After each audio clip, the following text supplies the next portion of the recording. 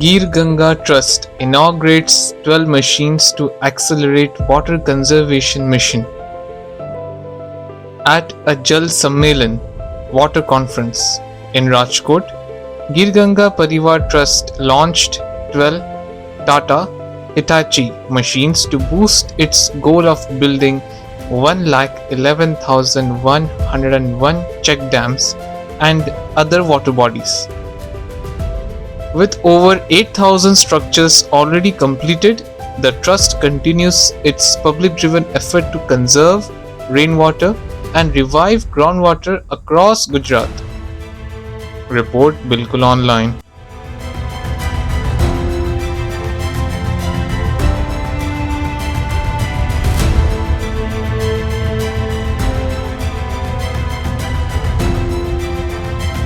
ગીર ગંગા પરિવાર ટ્રસ્ટ દિલીપભાઈ સખિયા.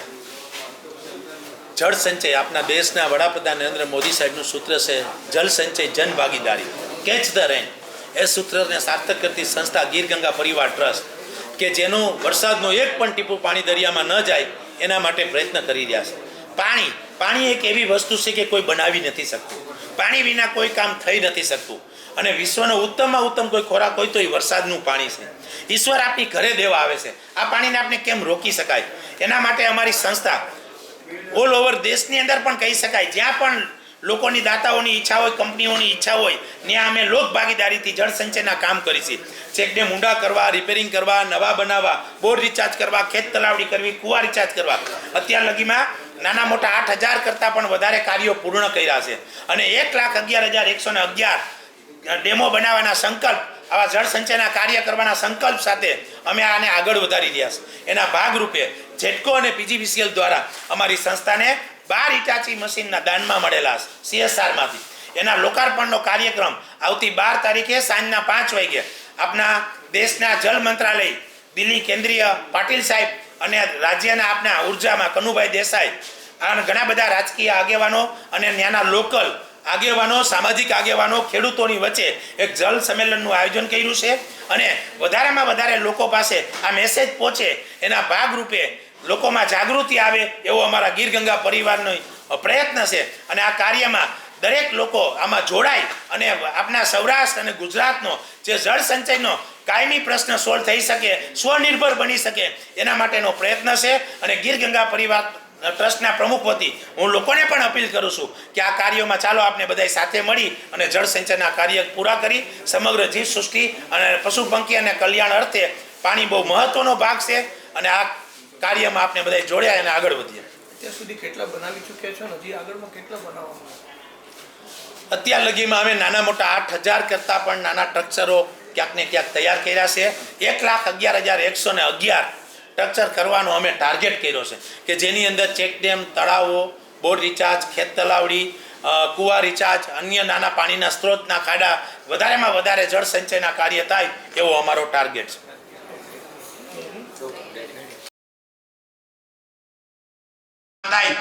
કરવા જોઈએ. પરંતુ મેં સૌરાષ્ટ્રની વાત એટલા માટે કરી કે સૌરાષ્ટ્રમાં એક મોટી નદી નથી, આખું સૌરાષ્ટ્ર અત્યારે ભાડા ઉપર એટલે કે નર્મદા ડેમ ઉપર નિર્ભર થઈ ગયું છે. જો યાદ તકલીફ પડે કે નર્મદા આ ડેમનું પાણી ન આવે ને તો સૌરાષ્ટ્રમાં પાણીને લઈને તકલીફ પડી શકે. તો આપણે સૌરાષ્ટ્રનું પાણી કેમ ન રોકી શકાય? એની પણ એક ભૌગોલિક તકલીફ મોટી છે કે ગુજરાતને ટોટલ 1,600 કિલોમીટરનો દરિયો મળ્યો છે. એમાં 1,200 કિલોમીટરનો દરિયો તો ખાલી સૌરાષ્ટ્રના ભાગમાં છે. સૌરાષ્ટ્રની ધરતી પથરાળ અને ડુંગરાળ છે. વરસાદ ત્યાં પણ 30, 40, 50 ઇંચ પડે છે. પરંતુ પથરાળ અને ડુંગરાળ જમીન હોવાના હિસાબે, દરિયાકાંઠો નજીક હોવાના હિસાબે વધારે પડતું પાણી દરિયામાં વહી જાય છે. જો એ પાણી રોકી લેવામાં આવે ને તો આપણે પાણી માટે સ્વનિર્ભર થઈ શકીએ. આજે ટ્રસ્ટ દ્વારા તમે ક્યારેક કોઈ દિવસ સરકાર સમક્ષ આર્થિક સહયોગ માટેની ક્યારે બી કોઈ વખત અરજી કરવામાં આવી છે? અમે એકાદી વાર અમે કાગળ લખ્યો છે કે એક વખત આપના ગુજરાતના મુખ્યમંત્રી સાહેબે વાત કરી હતી કે 80-20ની યોજના એનું કંઈક પ્લાનિંગ હતું, અમને સમજવામાં આવ્યું. તો એ 80-20ની યોજના જો લાગુ થાય તો એના માટે અમે અત્યારે કાગળ કરી રહ્યા છે. જો એ થઈ જશે તો પાણી માટે બહુ સારો રસ્તો નીકળશે અને લોકોને ખૂબ સારો ફાયદો થશે. આ જે પાણીનું છે આપનું, તો એનો કન્ઝમ્પશન આપણે કહીએ તો કે સમગ્ર જીવસૃષ્ટિના કલ્યાણનું કોઈ મહત્વનું કાર્ય છે ને તો એ પાણી છે. કોઈ પશુનો ચારો થઈ જશે, પંખીઓનું ચણ થઈ જશે, લોકોને સસ્તું અનાજ મળશે, સારી શાકભાજી મળશે, આમ કહીને કે બધાને રોજગારી મળશે. ખાલી સૌરાષ્ટ્રને હું તો કહું ને કે ગુજરાતના ખેડૂતોને પૂરતું પાણી મળી જાય ને તો આપણા દેશમાં અનાજ ન ઘટે એટલી તાકાત આપણા ખેડૂતોમાં છે ને આપણી ધરતીમાં પણ છે. પરંતુ ક્યાંક ને ક્યાંક પાણીનું પ્રમાણ ઓછું છે. તો આ વરસાદ બહુ પડે છે આપણે એને જળ સંચયમાં લોકોને પ્રેરિત કરવા માટેનો મહત્વનો ભાગ છે. આજે પાણી આપ જે સ્ટોર કરવા માંગો છો આમાંથી કન્ઝમ્પશન માટે રેસિડેન્શિયલ પર્પઝ માટે કેટલું રહેશે અને ઇન્ડસ્ટ્રીયલ ઓર કમર્શિયલ યુઝ માટે કેટલું વિતરણ કરશો? ખૂબ સરસ વાત. પાણી છે ને કે કોઈ પણ જીવિત વસ્તુ માટે પાણી જરૂરી છે. ખાલી વૃક્ષને પણ વાવી છે ને તો પાણી વિના થતું નથી. હું એમ કહું કે આપણે રેસિડેન્ટ માલ છે, રેસિડેન્ટ લોકોના પાણીની વાત. દરેક માણસને પીવા પર ડે પાણી જોઈશે. 1 કિલો ઘઉં પકવવામાં 40-50 લીટર પાણી જોઈશે. 1 લીટર દૂધનું ઉત્પાદન કરવામાં 100 લીટર પાણી જાય છે. તો એવરેજ પાણી આપના કપડાના ઉત્પાદન કરવામાં પાણી કેટલું છે? વધારેમાં વધારે પાણી વપરાતું હોય તો એ કૃષિમાં વપરાય છે, ખેતીમાં વપરાય છે, કે જે માણસની જીવન જરૂરિયાત વસ્તુ છે. તો પાણી માટે સમગ્ર ધરતી એક જ છે. આપણે એમ કહેતા હોય કે અહીંયા રેસિડેન્ટ એરિયો છે, આપણે એમ થાય કે અહીંયા સિટી છે કે અહીંયા ગામડું છે. ધરતી એક જ છે. ઓલ ઓવર આપણા પાણીના સ્તર નીચા ગયા છે. સૌરાષ્ટ્રની ધરતીની જે વાત કરવામાં આવે ને તો ઓલ ઓવર નીચા ગયા છે. પછી શહેર હોય તોય ભલે ને ગામડું હોય તોય ભલે કે ઇન્ડસ્ટ્રીયલ હોય તોય ભલે, પાણી તો બધાને જોઈએ જ છે. એટલે વધારેમાં વધારે ઓલ ઓવર પાણીના સ્તર કેમ વધે? તો જ્યાં પણ પાણી બચે ત્યાં ગામડાઓની અંદર ચેકડેમ બની શકે, સિટીઓની અંદર રિચાર્જ બોર થઈ શકે, કે જ્યાં ડેમ બનાવવાની જગ્યા નથી ત્યાં બોર રિચાર્જ કરવાનો, કે વધારેમાં વધારે કોઈ પણ રીતે જમીનની અંદર પાણી આપણે કેમ ઉતારી શકાય. એના માટેની અમારી સંસ્થા ગીર ગંગા પરિવારનો પ્રયત્ન છે. આપ ઇન્ટ્રોડક્શન આપવાના હતા મને. હા, મારું નામ દિલીપભાઈ સખિયા, ગીર ગંગા પરિવારના એક જવાબદાર વ્યક્તિ અને કે એના ચેરમેન તરીકે મારી જવાબદારી છે. અને મારી સાથે અમારા મિત્રો છે ચમનભાઈ ડેકોરા, જે રાજકોટના એક બિલ્ડર પણ છે અને ખૂબ અત્યારે જળ સંચય માટે સેવાનું કાર્ય કરી રહ્યા છે. મારી બાજુમાં આકાશભાઈ છે, એ અમારા અહીંયા અમદાવાદમાં જ રહે છે અને પ્રકૃતિ માટેના નાના મોટા કાર્ય સમસ્ત મહાજન સમાજ સાથે રહીને એ પણ એક પ્રવૃત્તિના ભાગે. એવા જ અમારા મિત્ર જયેશભાઈ છે, તે પણ એની એક કર્મસંગાતી તરીકે એની સાથે ફરજ બજાવી રહ્યા છે. अभी तक कितना चेकडैम बनाया आप? નાના મોટા અમે 8000 સ્ટ્રક્ચર પૂરા કર્યા છે, કે જેમાં ચેકડેમ, ઊંડા ઊંચા રિપેરિંગ, બોર રિચાર્જ, ખેત તલાવડી, કુવા રિચાર્જ અને નાના મોટા પાણી સ્ટોરેજના ખાડા, કોઈ પણ રીતે પાણી રોકાય એના માટેનો અમારો પ્રયત્ન છે. अभी अनाउंस किया 1,11,000 का, और टारगेट अभी मिस करेगा आप? 1,11,111 का टारगेट. मैं तो यही चाहता हूँ, आपने हिंदी में प्रश्न किया तो मैं यही चाहता हूँ कि 1-2 साल में किस तरह से हम पूरा किया जाए. लेकिन ये जन भागीदारी है, क्योंकि लोगों को समझाना है, लोगों की भागीदारी से काम चल रहा है. तो आप अगर आर्थिक व्यवस्था अगर जल्दी हो गई तो हम टारगेट से जल्दी पहुंचेंगे. हम प्रयत्न करेंगे कि ये टारगेट पे हम मिनिमम कम समय में पहुंच सके. आपका फंडिंग सोर्स क्या है? हाँ, फंडिंग सोर्स की बात हम लोगों को समझाते हैं कि जन्म दिवस की उजवनी में हम 2 पैसा बचा के इसमें क्यों लगा सके. हम हमारे वडीलों का अवसान होने के बाद अगर हम कोई खर्चा करने से उसकी जगह पे हम डैम क्यों बना सके. हमारी संस्था के पास 3000 डैम तो ऐसे है कि जो 1 लाख से लेके 10 करोड़ तक तैयार हो सकता है. अगर कोई बोलता है कि हमें 5 लाख का डैम बनाना है तो हम डैम बना के उसको दिखाते हैं यहाँ बन. अगर कोई अपने तरीके से बनाना चाहते हैं तो भी हम इसको मदद करना चाहते हैं. बस एक ही ध्येय है कि पानी बचाना है. फंडिंग की बात है, CSR फंड से मैं हम लोगों को अपील करते हैं. मैं हिंदी में बोल रहा था लेकिन एक गुजराती प्रसंग एक बोलता हूँ. अगले साल एक किसान ने हमको फोन किया कि दिलीप भाई, मैंने मेरी लड़की की शादी के लिए 15 लाख इकट्ठा किया है, तो मैंने कर से मैरिज किया तो इनमें 2-3 लाख मेरा बचा. लेकिन मैं सोच रहा था 1 साल से कि मैंने लड़की के नाम पे भेजा किया था, इकट्ठा किया था, अब इसका क्या किया जाए. लेकिन आपको सुनने के बाद मेरे को याद आता है कि 2-3 लाख मेरा है, 2-3 लाख मैं और व्यवस्था करके आपको दे रहा हूं.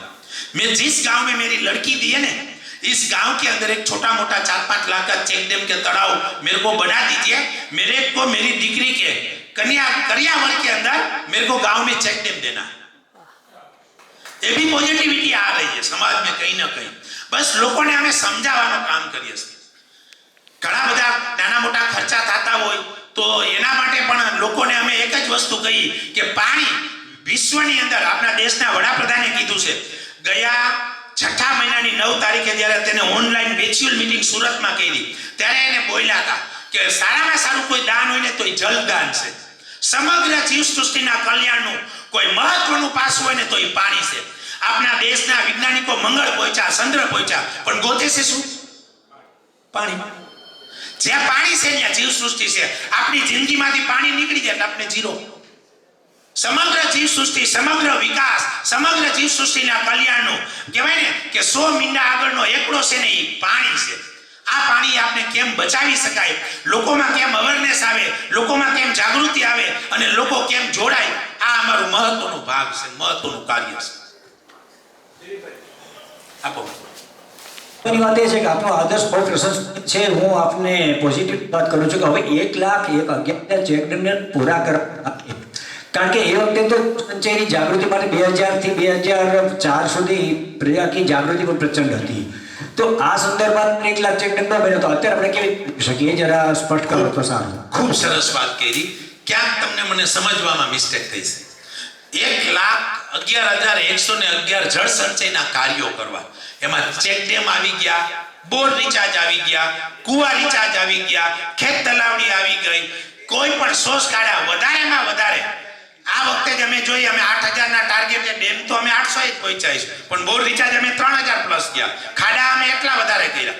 જળ સંચયના કાર્ય થવા જોઈએ. પણ તમારી વાત મુદ્દાની છે, એનો પણ એક જવાબ દઉં. જે તે સમયે આપના કેશુભાઈ પટેલ જ્યારે આપના મુખ્યમંત્રી હતા, એને સૌરાષ્ટ્રની અંદર 1.5 લાખ કરતા પણ વધારે ચેકડેમો ને તળાવો, એને 2-3 વિભાગ હતા, સ્ટેટ છે, વોટર જિલ્લા પંચાયત છે, DRDA છે, વોટર સેટ છે, અને ત્યાર પછી થોડીક લોકોમાં મજબૂતાઈ અને આર્થિક સદ્ધરતા વધી છે. 1986-87 ના દુષ્કાળ પછી સૌરાષ્ટ્રની હાલત બહુ દયનીય થઈ ગઈ હતી, અને આ કેશુભાઈ પટેલ ત્યારે પાણીનું મહત્વ સમજાણું. સાહેબે કીધું એમ લોકોમાં અવેરનેસ આવી, લોકો પણ સમજાણા, સરકારે પણ યોજના કાઢી, 60-40, 70-30, 80-20, છેલ્લે તો 90-10 ની પણ યોજના આપી હતી. ખૂબ એમ કહીને તે 1,00,000-1.5 લાખ જેટલા નાના મોટા ચેકડેમના અને તળાવોના સ્ટ્રક્ચર તૈયાર થયા, અને એને હિસાબે ખૂબ રાષ્ટ્રને અને ખૂબ ખેતીવાડીમાં બધાને ખૂબ મોટો ફાયદો થયો. Thank you sir. ખૂબ ખૂબ મિત્રોને આભાર. ઊંડા ગયા છે, એ ઊંડા ગયા છે, એને પછી રિકવર કરવા માટેનો તમારો જે પ્રયાસ છે એ પ્રશંસનીય છે. હવે મારે 2 વસ્તુ કહેવાની છે, આપણે પૂછવાની છે કે સરફેસ વોટર અને આ બોર વોટર, આપણે સમજો કે આ રિચાર્જ બોરિંગનું કરીએ છીએ આપણે, તો જળના સ્તર કેટલા ઊંચા હોય? ખૂબ સરસ વાત કરી છે.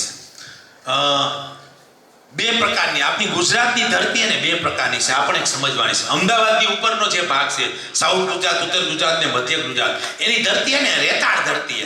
તમે અહીંયા દાર કરશે ને પછી 100-200 ફૂટ લગી માટી જ આવશે, રેતી આવશે. સૌરાષ્ટ્રની ધરતી ને એ પથરાળ ધરતી છે કે ત્યાં 5 ફૂટ ખોદીને એટલે કાર્મિક પથ્થર આવી જાય, 10 ફૂટે 15 ફૂટે. એટલે પાણી સ્ટોરેજ કરવાની ધરતીમાં તાકાત ઓછી, એટલે ત્યાં ચેકડેમનો પ્રયોગ વધારે હાલે કે આપણે ઉપર પાણી કેમ રોકી શકાય. નદી છે, નાળા છે, વધારાના ઓકડા હોય, ત્યાં આપણે રોકી શકાય, સ્ટોરેજ કરી શકાય. અને આવની ધરતીની અંદર, આપની આ ધરતીની અંદર રિચાર્જ કરીને તો પણ મોટો ફાયદો થાય, કારણ કે ધરતીની અંદર પથ્થર નથી, એટલે એ પાણીને રોકી લે છે. એટલે 2 પણ તો આપણે જ્યાં પણ ડેમ બનાવતા હોય, અમે અમરેલી જિલ્લાના મુંજિયાસર તાલુકામાં એક ડેમ બનાવ્યો, તો જ્યાં ડેમની આજુબાજુમાં 800 ફૂટે પાણી હતા, પણ એક મોટું વિશાળ એક જેવું ડેમ બન્યું. એ ડેમ બનાવવાથી ખેડૂતોના પાણીના સ્તર 100 થી 200 ફૂટે આવ્યા. તો એ સારામાં સારી બાબત છે. અમારા રાજકોટમાં અમે એક વીરવીરુ સરોવર બનાવ્યું હતું, એની આજુબાજુમાં 25 હાઈરાઇટ એપાર્ટમેન્ટ 13 માળના. એ હાઈરાઇટ એપાર્ટમેન્ટમાં એ વિસ્તારમાં કોઈ બિલ્ડરને બિલ્ડિંગ ચડવું હોય ને તો એ પહેલા 1000-2000 ફૂટનો બોર કરે, ત્યાર પછી એને પાણી એની બિલ્ડિંગનો પાયો લાગતો હતો. અને એ પણ તળિયેથી પાણી કાઢી છે ને, એ ખારું, કળસું, મોરું, ક્ષારવાળું, TDS વાળું, હેલ્થને બહુ નુકસાન કરે છે. તો ત્યાં 2-3000 ફૂટે પાણી નહોતા, ત્યાં અમે 18 વીઘાનું એક તળાવ બનાવ્યું કે જેની કેપેસિટી 21 કરોડ લીટરનું. આમ તો નાનું જ તળાવ કહેવાય, પણ એ એરિયા પ્રમાણમાં વિશાળ. તો એ તળાવ બનાવતાથી 2-3000 ફૂટે પાણી હતા, એ 50 થી 100 ફૂટે આવી ગયા. લોકોને ઉનાળામાં જે પાણીના ટાંકા મગાવવા પડતા હતા, એ પણ બંધ થઈ ગયા. તો પાણી છે, જો એ ન રોક્યું હોત તો એ પાણી તો દરિયામાં વહી ગયા, આપણા માટે ઝીરો છે. તો આપણે વધારે પાણી કેમ રોકી શકાય અને બધાને કેમ ઉપયોગી થઈ શકાય, એના માટેનું અમારું કાર્ય છે.